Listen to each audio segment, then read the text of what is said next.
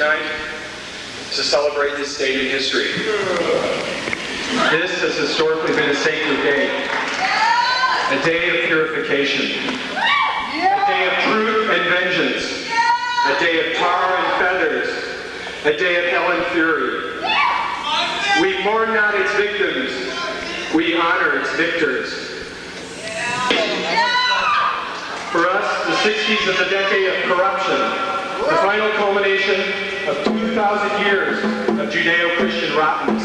The 60s were murder, but its vestiges remain. We must annihilate its traces, branch and root. We must purge them from our life and from life itself. This is our sacred duty. In closing, I would remind those here that murder is the predator's prerogative, and there is no murder without blood.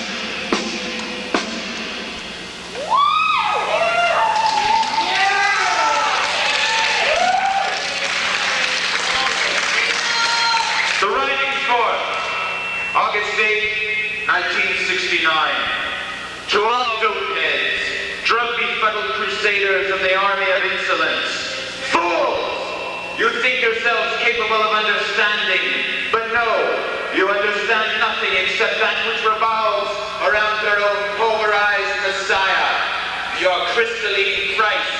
Your only motivation in life is to turn on others, though you deny it.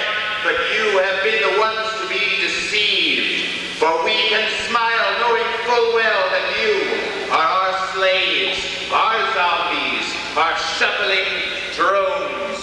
We realize you are potentially dangerous. When one of us speaks out against your powdered god, your beatific torpor is transformed into boiling rage. Your placidly smirking countenances become masks of stifled hate. We are prepared for your loving bitterness, though, and we understand. We understand that you and all of your wretched kind must be placed in corrals like cattle in order to protect the undefiled from your brain-blasting evangelism. You who have besmirched the name of everything you touch. You who have blasted the minds of your own young. You have found your life when a new band of vigilantes abroad. Spend so much time in your ragged coffin, searching for more and whiter light, that you have overlooked the darkness. And that mantle of night is where we stop. Throw water to the great well, where all frail secrets reside. Beware, psychedelic vermin. You're a smug Parfrey with its disguise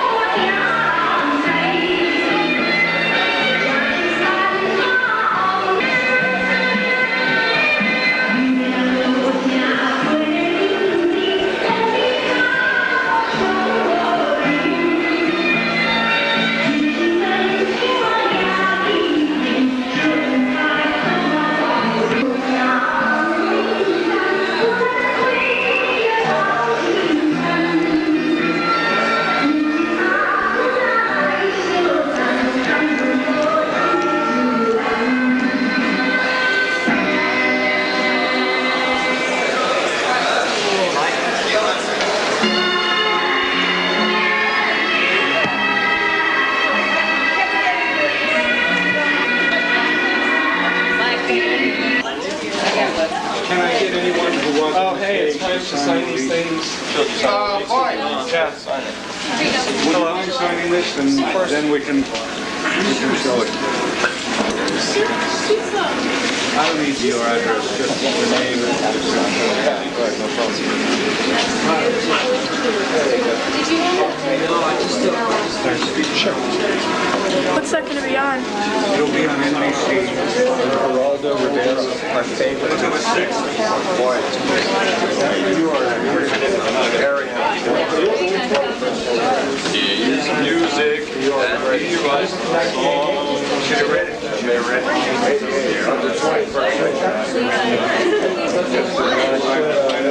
It's just something new so they can use it.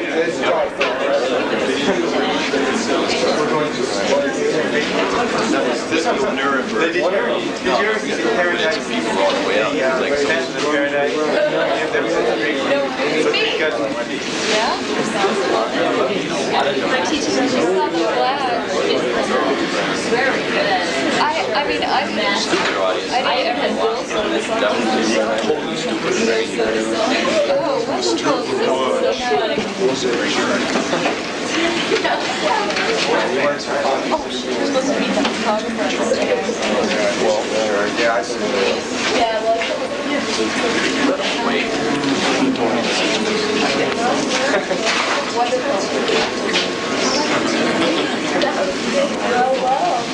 These all their files. I don't need all your address.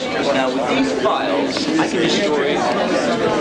This is like Oh, well, anyone. This is when hi. this is Adam Parfrey. How are you? I know, I saw his open. No. Atlantis and we're all the rest New of name. Wonderful. Oh, I'm so excited. And they're going to do an article for Hustler magazine. Yeah, there was one, wasn't there? I don't know. Penthouse. There was one on Italian standards. Yeah. No, I saw that one. I want to do something on American.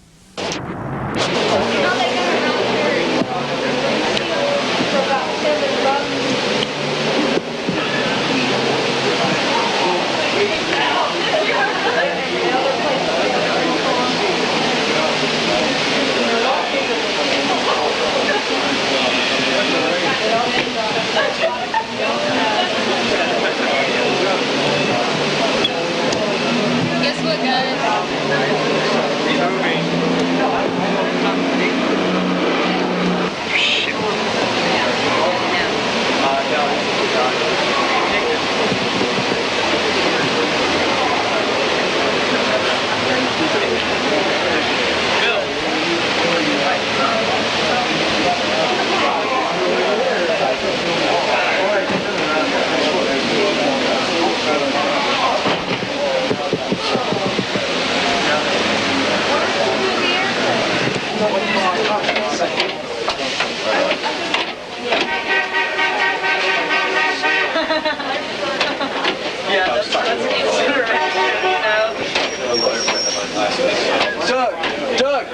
Doug! You on this door? Yeah, I mean, what is these guys are carrying out the Oh, what the? Podium's gone through. Can you help with this?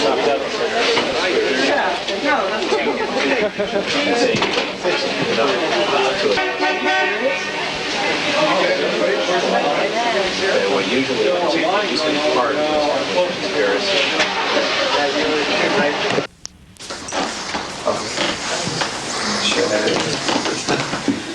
Okay, are we ready?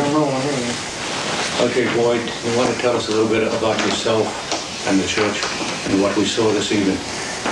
Okay, I'm a member of the Church of Satan, and I'm a musician. I've written a few books, and what we did this evening was a ritual. Anton was saying the other night, he's saying Satanism is coming out of the ritual chamber and into the mainstream, and I think that's what we're doing, trying to bring that message to a broader audience. Give me some examples of how it's coming into the mainstream now, Satanism. Well, I mean, a lot of the people I know are spreading the word, and Adam has Feral House Press, and he's published some books, and I put out records. In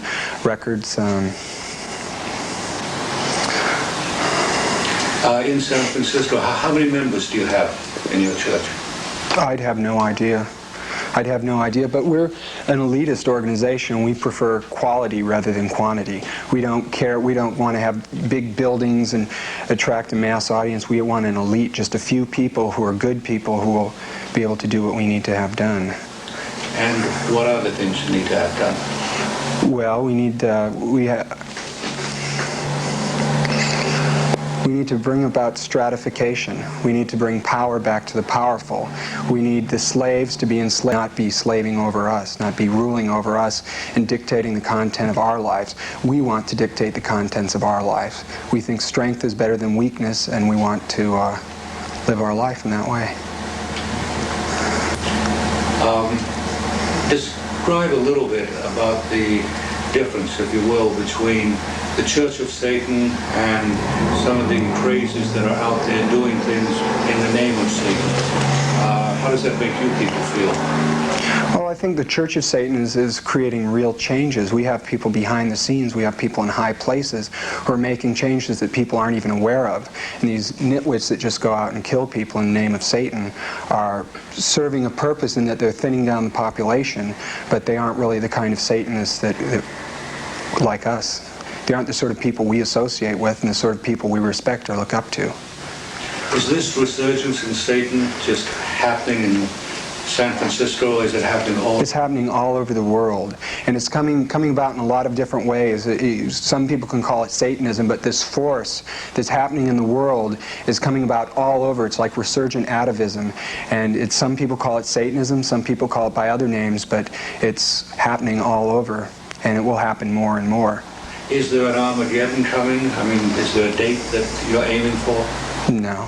No, I think Armageddon came a long time ago. The end of the world came ages ago, but it happened slowly over a period of time and nobody noticed it. It's an ongoing process. The world today is different than the world 30 years ago. It's like decayed so much, and it's decaying more and more all the time. And as that decay gets worse, we get stronger. And we are rising up as the entire world is sinking down. The entire world is rotten and corrupt, and they're ordaining their own death. To us, they're just dead people who refuse to lay down. They're cadavers. There is an obvious similarity between you and your ceremonial and what was in Germany in the 1930s or 1940s. Can you talk a little about that? I mean, what is it in the Nazi, the SS, that appeals to you? Well, for us specifically, it's what appeals to us about the SS or the Nazis, and what we feel we have in common with it is order. Bringing things back to order, recognizing a natural order in the world that things have to operate according to. If you work with nature and work in its will, you're all powerful. But if you work against its will, it'll step on you and you'll never get anything accomplished. And to us, this isn't official Church of Satan doctrine, but me personally, Hitler was he was an occultist, trying to bring about a pagan revival. It was completely against the whole Judeo-Christian ethic, and he was bringing that to an end and bringing something new forward. And I feel that's what we're doing today. This is like the start of a renewal process. It's a purification. And it's a natural process. We don't have to do it. We're doing it. We're helping it along, but it's something that's a natural process that would come about on its own, and it is. And the stratification is coming about. The people who are there are rising up and coming into line with us, and the others are just floundering.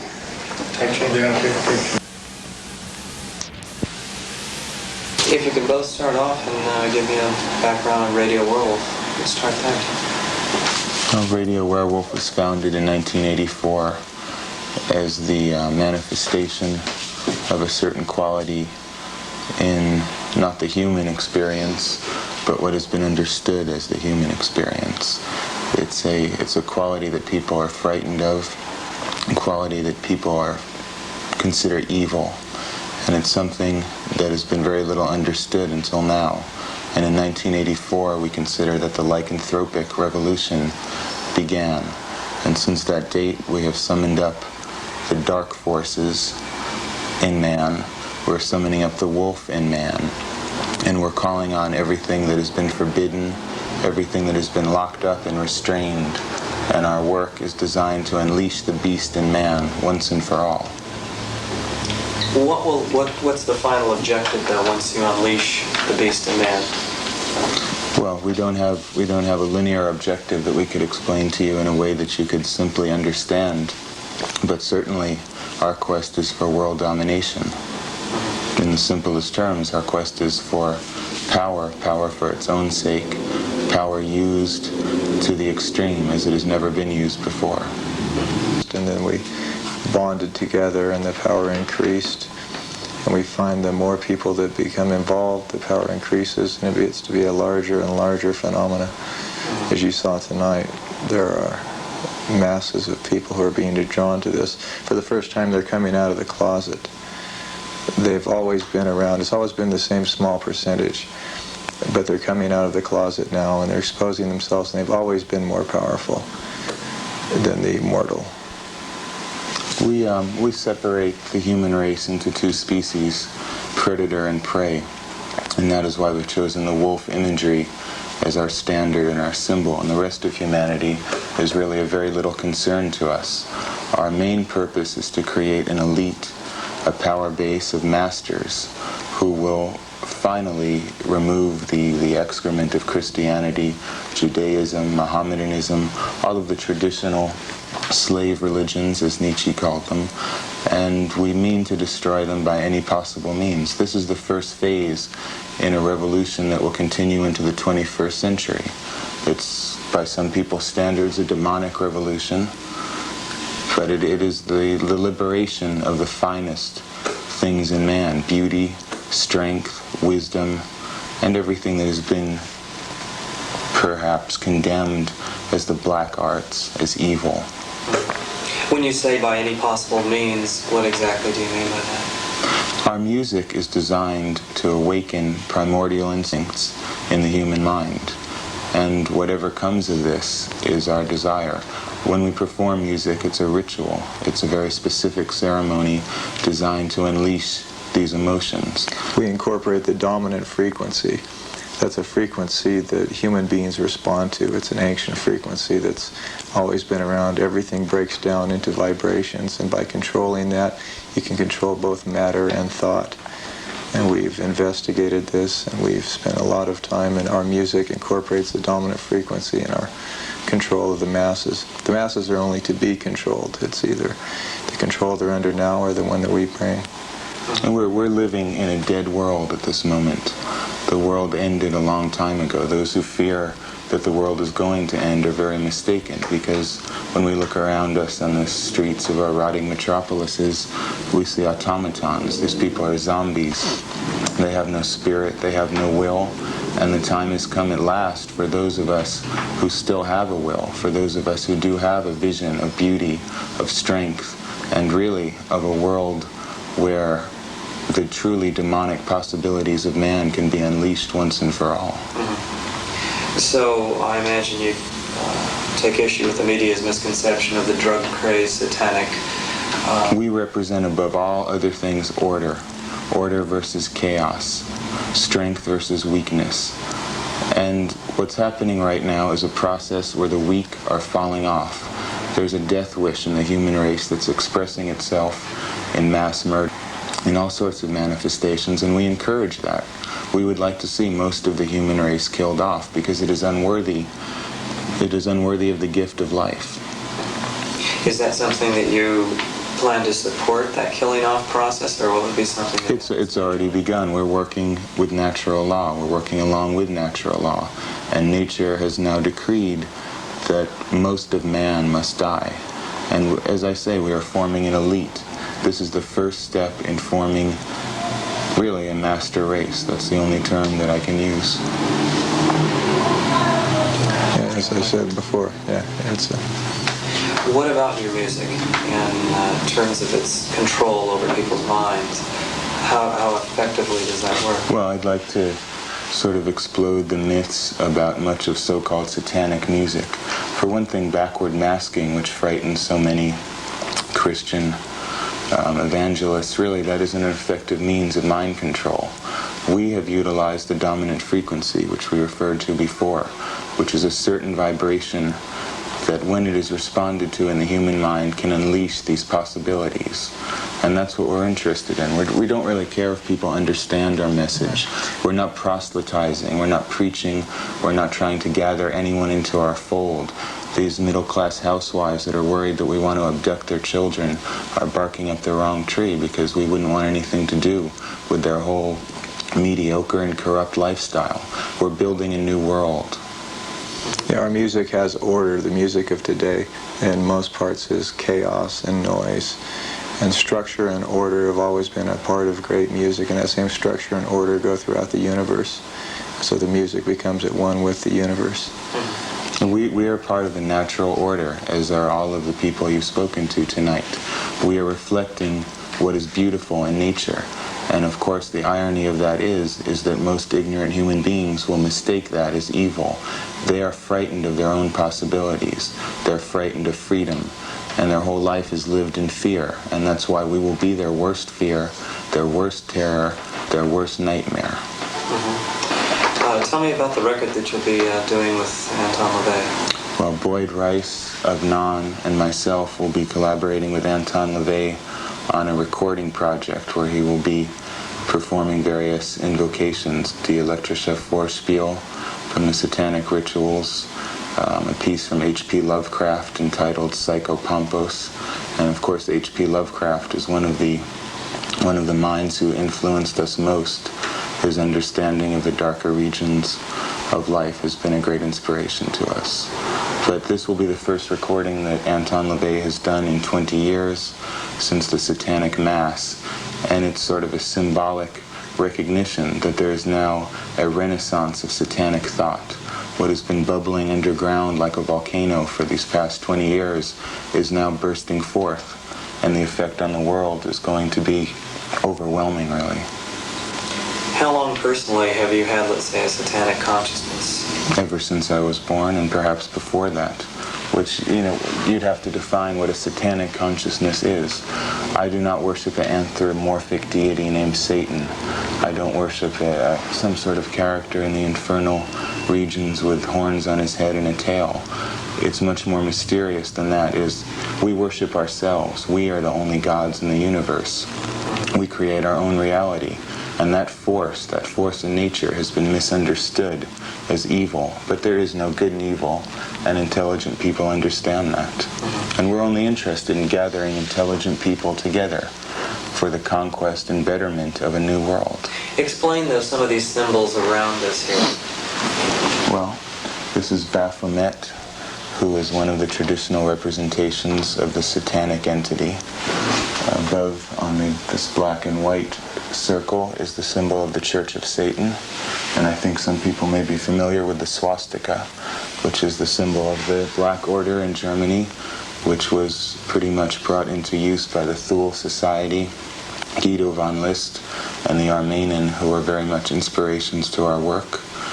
And I think it's important to recognize National Socialism as one of the few times in the 20th century that humanity's full potential has been unleashed. The predatory instinct, the beast in man, was fully unleashed in that period. And I think since 1945, we've seen the decline of ethics, of values, of knightliness, of order in the world, and that will continue until now, because it's going to change. Because there's too many people of like mind, kindred spirits to ourselves, who are prepared to wage war on corruption and weakness and decadence. How do you respond to the attacks from other organizations and what have you towards yours? Is that something that concerns you? I react to it with contempt and amusement in equal measure. I don't really care what other people think of our work, because we hold them in such low esteem it could never be something we would give thought. We have no concern for the masses, and as I said, that's why these people are so misguided in their fears that we want to have anything to do with them. A perfect world to us would not include most of these people that are so frightened of us. And perhaps our philosophy ultimately will lead to their removal, but in a way that they'll never understand. What's going to hit them is going to hit them so hard that they'll never know what hit them. Aside from your music, what other means are you using to communicate to them? Well, Radio Werewolf is really a communications empire. Radio Werewolf was the name of the last broadcasting station in the Third Reich, and in that sense we are returning to that spirit, and we're broadcasting the way of the wolf to the entire world, through film, through literature, through music, through every medium. Tell me about the literature. Well, I've recently published the Manson File, which is probably the first objective portrait of Charles Manson, who's one of the more important thinkers of the 20th century and has previously been dismissed as a madman or a psychopath. And this is the beginning of a huge revisionist project that will continue until we reclaim history as our own and take it out of the hands of the slaves and the weak. Okay, Malcolm? Might be interesting to mention that Manson brought us together. Yeah, Manson introduced. that is worth. Paraphrase that, Sylvia. Okay. The Abraxas Foundation, which Boyd Rice and myself pretty much founded, was brought about by a series of coincidences and events that have been to us a proof of our destiny. We were both corresponding with Charles Manson, and basically it was Manson who introduced us. So our work certainly continues his legacy to a degree. Anything? You work on a new book, The Demonic Revolution? Oh, okay. All right. I'm going to be also releasing on Feral House a book entitled The Demonic Revolution, which will be the first book to fully summarize, from a satanic point of view, what's going on in the world today, what this unleashing of demonic activity is really all about. The return to order, the return to authoritarianism, the return to traditional aesthetics, returning to the old world, the ancient world, the primeval world. And it's much needed because most of what you people in the media have portrayed has been lies, frankly. It's been lies. And you exploit the fear of human beings to make profits, which is a natural instinct. But it's time to tell the truth about all these things, and of course the truth frightens people. How do you see the world changing, let's say, in the next 20 years from your perspective? It's going to be moving so fast that, as I said, the average human being is not going to be able to comprehend what's going on around them. We're seizing control of the media. We have scientists working for us. We have people in every field, intelligent, competent, ambitious people who have no guilt, who have no shame, and who have removed the filthiness of the Judeo-Christian ethic from their entire lifestyle. And when that happens, the power that is released from that, it's going to change the world. Can you give us a little voiceover for the ceremony we saw this evening, what that represents? Certainly. What it meant to you? Okay. 8888, An Evening of Apocalyptic Delights, was very deliberately designed as a ceremony and a ritual to celebrate the death of the 60s, for one thing. The Sharon Tate murder was a symbolic representation of the end of an entire way of thought, of compassion for the weak, peace for its own sake, pacifism that breeds stagnation. That entire way of thinking was finally destroyed on August 8th and 9th, 1969.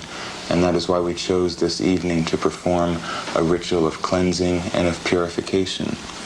And it also is symbolic of the unholy alliance of various satanic entities in the world.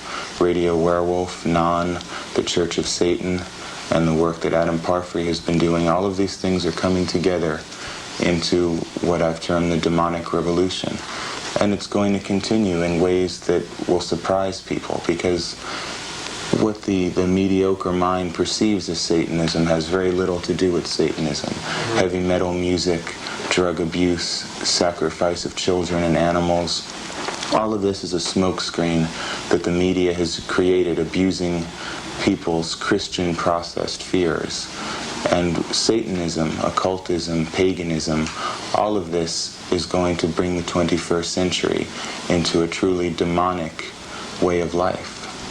What is a demonic way of life? Well, the daemon, as it was defined by Plato, was the the true part of man, the real part of man, the authentic part of man. It isn't the Christian bugaboo. It isn't something that lives in hell. It's right here with us right now. It's energy, it's fire, it's the spirit that makes life worth living. And most people today don't have it. They absolutely don't have it. We see people who are adventurous, and to most people, adventure is considered evil. Anything that is not given to them, anything that's not part of their assembly line lifestyle is considered evil. So in that sense, perhaps we do represent evil. Is there an essence of guilt, though? Absolutely. Guilt is part of the Judeo-Christian value system, and we reject it completely. And the fact is, we cannot teach others to reject the Judeo-Christian system. People are born this way. It's part of genetics. It's part of our destiny. There's a certain small elite, a different breed of human being that has really little to do with humanity as a whole. And this sort of thing has been misunderstood through the centuries as vampirism, lycanthropy. All these traditions are really real recognitions of the potential of mankind. It's the next step in evolution, and that's what we're bringing about. Okay. Good. We're rolling speed. Yeah, again, describe the apocalypse from your perspective. Well, the apocalypse, of course, is a Christian term. It derives from the Bible. So really, I have to say, semantically, the apocalypse means nothing to me. The world already ended, but we are now undergoing the final death of a certain way of life. The human life wave is being destroyed. It's destroying itself. It's destroying the earth that it lives on, and people are living in a trance. They're somnambulists. They literally are brainwashed, and I don't mean to use the word in a cliched phrase. They cannot think for themselves any longer. The television thinks for them. The television is thinking for them right now. They can't break away from that conditioning, and they never will. And they're going to destroy themselves. And we revel in that destruction, because at last it means that the world is going to be the way we want it to be. We are recreating reality, and we're recreating it in our own image. So we're very joyful at the prospect of what you would term the apocalypse. If Armageddon is coming, then we welcome it with open arms.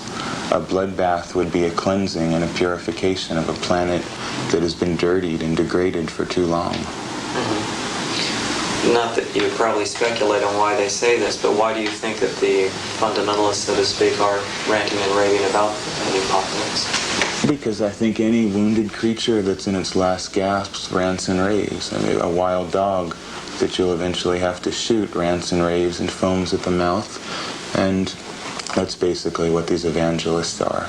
Christianity isn't even worth discussing. It's a dead issue. It's beating the deadest of horses. Christianity is not a vital or living force in the world anymore. And this next millennium is really going to be a satanic millennium, if you prefer to use that terminology. But to move to a higher form of understanding, it needs no terminology at all, because those who are a part of it understand it in their blood. And the blood is where real understanding comes from. It isn't an intellectual process. In fact, the intellect is a crippling thing. We don't represent the intellect or dry academia. We represent vital existence, and that is the predatory existence, and that's what, again, is considered evil. That's what's condemned as villainous or devilish. And we are very proud of the villains in human history, because almost universally everyone that's been considered a villain is a hero, is someone who has broken away from the mold of mediocrity, and with a vision of a new world, created the steps towards the new world that is finally dawning. It is a new order that we are bringing about. And we could go centuries back and find those people from the Paleozoic age to today, and it's always been a very small percentage. It's never been many. But these are the people who really create reality. Can you name some of the greats that have persuaded this order in some way? I think Friedrich Nietzsche is one of the great thinkers of our time. Charles Manson, certainly. Adolf Hitler. The list goes on and on. And also, I wouldn't want to encourage the worship of these heroes, because true Satanists true workers of an occult path need not to worship anyone. A true leader doesn't need anything except himself. So we don't look back to history and revere it. It isn't a nostalgic movement. Very good. I appreciate the interview. Thank you, gentlemen. Sure. Okay. Well, just for the first thing off the top, just tell me your name and who you're with us. Okay, my name is Adam Parfrey. I'm a publisher, editor, writer, marketer, merchandiser, publicist. Currently with a Muck Press, and I'm forming a new press, which is quite satanic in nature, called Feral House, as in wild, untamed. That's starting next year in 1989. And one of our first books will be a reissue of The Complete Witch by Anton LaVey, which is something that's been out of print for quite some time. In its original form, it was censored by the publishing house for being having too much information that could be construed as being too savage, too dangerous for the public. And I want to get dangerous information out into the world. I think it's necessary for people to make up their own minds rather than some publishing house saying what's right and what's not. They can hang the phone up, I guess. Okay, continue that thought. Okay. Well, I don't really think it's up to Warner Books or Dodd Mead or the other large publishers to decide what's right for the public to consume. And in republishing works by Anton LaVey, like The Complete Witch, which will be occurring in the fall of 1989, I'm able to get out this information uncensored to the world. What kind of people are you trying to get to? I'm trying to get to people who would respond to the kind of philosophy we're putting out. People who don't see anything out in the world right now, feel lost, feel unattached, feel swirling in a world of despair and boredom, and seeing some glimmer of hope that at last there's some people like-minded, and it's possible to put information out like this. Can you tell me a little bit, too, just for the audience who may know nothing about the Abraxas Foundation? Okay. Well, the Abraxas Foundation, as Boyd Rice told you, is a fascist think tank, much like the Rand Corporation. We're out in the world. There are many important people in business and in science.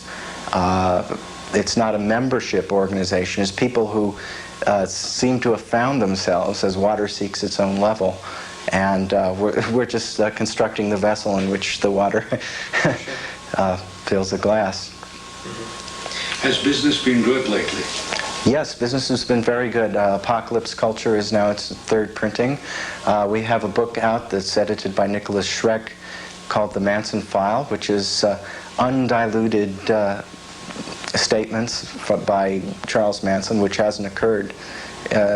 People usually feel his thoughts too crazy, too non-linear, but the book we put out didn't censor him, so it was something that reached the public in a more pure form. How long have you been personally involved with Satan worship? Well, I don't worship anything called Satan with hooves and so on. It's more a philosophical thing. It's an understanding of power. It's a clear understanding of power and how it operates in the world. The non-Satanist is someone who's always confused and mixed up in the world of illusions. They'll be watching television, and it's sort of like the Carney Act. Someone's like pounding the table while they're shuffling the cards underneath the table. It's like a Carney game. It's what's happening is that they're being set up to be automatons and to be good consumers. I'm against that world of illusion, and if people can see what's really happening, getting pure information out there, which is what I set out to do, then I think there's at least a chance, or more of a chance, to change the world in a good way. I remember Manson said that too. He said, "You live in 1,000 illusions." He was upset that people would think that way.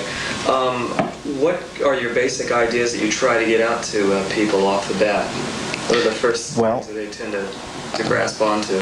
The basic ideas is to show the world in an unvarnished form. If there is an apocalypse, as there is currently, not to sweeten things over with saccharine verses and glad-handing people with LA Law and soporific nonsense. You know, it's to show what's really occurring, and that's all I'm doing. It's basically a reflection of what's powerful and real. Describe the apocalypse. The apocalypse has occurred years ago. It occurred at the fall at Stalingrad.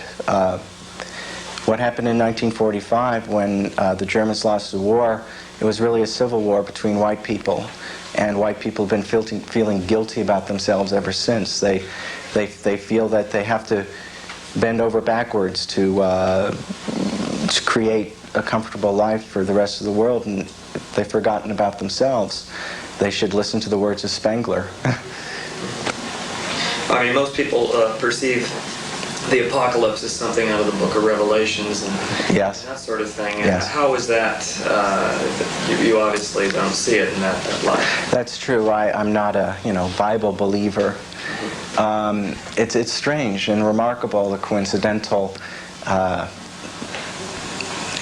things, though, the aspects between the New Testament and what is occurring, because it wasn't pointed out in the New Testament that at the second millennium, that's basically been a church construct to make people fear.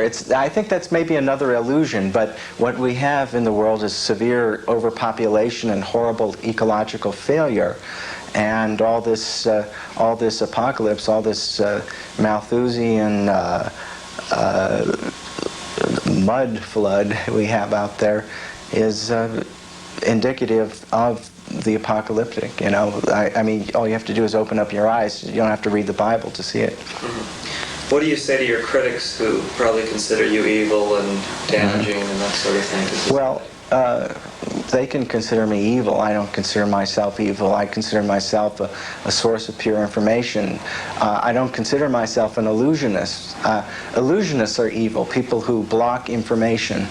And since I give out information, I feel that I'm doing, I'm not a Christian reformer or anything, but I do feel that I'm providing a service. Mm-hmm. All right, Malcolm? No, do you have any enemies out there? Are there people that you feel threatened by? Well, my only enemies are people who are trying to thwart me in terms of what I do, who feel that I'm some sort of threat and try to stop me. Those are enemies. As for the rest, I have no feeling whatsoever. Are there any specific individuals or organizations, though? I can't discuss that. Okay, but they exist? I think so. Okay. All right. Thank you. That's good. We didn't cover. Oh, well, perhaps you should reflect on the books that are going to be occurring in the future. Mm-hmm. There's going to be a sequel to this apocalypse culture. Mm-hmm. Many people have written me from all over the world, really responding to this notion. They said, my God, there is an apocalypse out there, and no one's really saying it. They see this thing and they respond to it. It resonates within themselves, and so it's a growing thing, and there's quite a demand for it. So.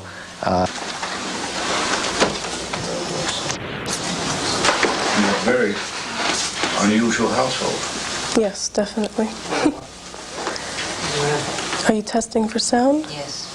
Testing, 1, 2, 3. Okay, Zeena, tell us your name and whose daughter you are. My name is Zeena LaVey, and I am Anton LaVey's daughter, who is the founder and high priest of the Church of Satan, the First Church of Satan. Was there any doubt in your life that you'd be anything other than a Satanist yourself? Well, at one point, I tried to live what I consider to be a normal life for a period of about 3 years. And I moved to another town where no one knew who I was, and I gave it a shot, and I was literally miserable. I was almost suicidal because of the mainstream mentality that ran through this town. Was just more torture than I could ever imagine. What factors made you decide to try to get out and change your life? Well, you figure, you know, you can try everything or try anything once. And so it was just a morbid curiosity, I guess. Was your father very upset with you when you did that? No, not at all. That's one area where we differ in our child rearing. We realize that children are going to experiment in different philosophies, lifestyles, what have you, and we feel that it's important to allow that natural process rather than trying to stifle it. So where some parents may be terrified of their kids becoming involved in drugs or what have you, maybe if they sort of loosened the reins and said, okay, we know that you're going to be doing this, but like with my parents, they said, if you're going to experiment with drugs, please do it under our roof so that if anything happens, we can help you. Subsequently, there was very little drug experimentation. Likewise, I had a child when I was 14 that I was allowed to keep and raise on my own. And I seriously don't know how many other parents would allow a 13-year-old, a pregnant 13-year-old, to make the decision to keep her child and raise it, rather than having an abortion or giving it up for adoption. Your child is how old now? Right now he's 10. And he still lives with you? Yes. And you live where? Do you live with your dad? Or No, I live in Los Angeles, and my son and myself live on our own. What was it like as a child with your father? Back to school nights, that sort of thing. Just growing up. Back to school nights. Well, growing up in the type of environment that I was in was quite a bit different from the average environment. I was exposed to a wide variety of personalities, a wide variety of classes, everything from very street mentality to duchesses. Did the other kids pick on you at school? Definitely. Your father was? Definitely, yes. So that was one thing that was rather eye-opening to me, the fact that if you're considered the slightest bit out of the norm or different, it wasn't only me, it was any other child that was considered different, was picked on ruthlessly. And at a very early age, I realized that there had to be a stop to that type of thing. Are all your friends now in the same church as you? Or do you have friends outside? I can say that all of my closest friends are of the satanic philosophy, yes. Describe in your words what the satanic philosophy means. Well, satanic philosophy, it's an alternative not only to the... Rolling. We're talking about what does Satan mean to you? It represents an alternative. Satanism represents an alternative not only to the fundamental religions, but an alternative to mass thought, what we term herd mentality, the masses that'll just go with something because the person that's next to them happens to be doing the same thing and it's safe and it's secure. We find our security in other things, and whether it's simply listening to a different type of music, or whether it's appreciating a different art form, we find our own standards, if you will, and our own morals. And we live by those morals religiously. And they're what we consider to be just and true for us. You sound like you were brought up in a very loving home. Did you feel that way? Yes, I feel I was raised in a very caring environment where I was concerned. Yes, I can say I was. Children, that's a popular misconception too, is that children are sacrificed at the altar, that animals are used for sacrifices. And it's a horrible, horrible misconception. Nothing could be farther from the truth. I mean, I can honestly say that probably my best friends are my pets. Why would I want to kill them? It's absolutely beyond me how people can think we would do that. Is it a misconception that sex and pain go relatively hand in hand? Well, sex and pain, everyone has their own sexual preferences, and that's up to the individual. I mean, we advocate free sex in the sense that you're free to partake in whatever sexual activity is most pleasurable to you, so long as it doesn't hurt anyone else that isn't of the same thinking. Even if that means masturbation completely, if that's what's most pleasurable to you, then so be it. But that's completely left up to the individual. What about the public conception of satanic orgies? Is that all total bullshit? Well, from my experiences, it's bullshit. I mean, I'm sure there are orgies. If they have them in the White House, they might as well. I've never witnessed any orgies. Paulie, No. Is there anything you'd like to add? No, I don't think so. Thank you. Okay. I appreciate it.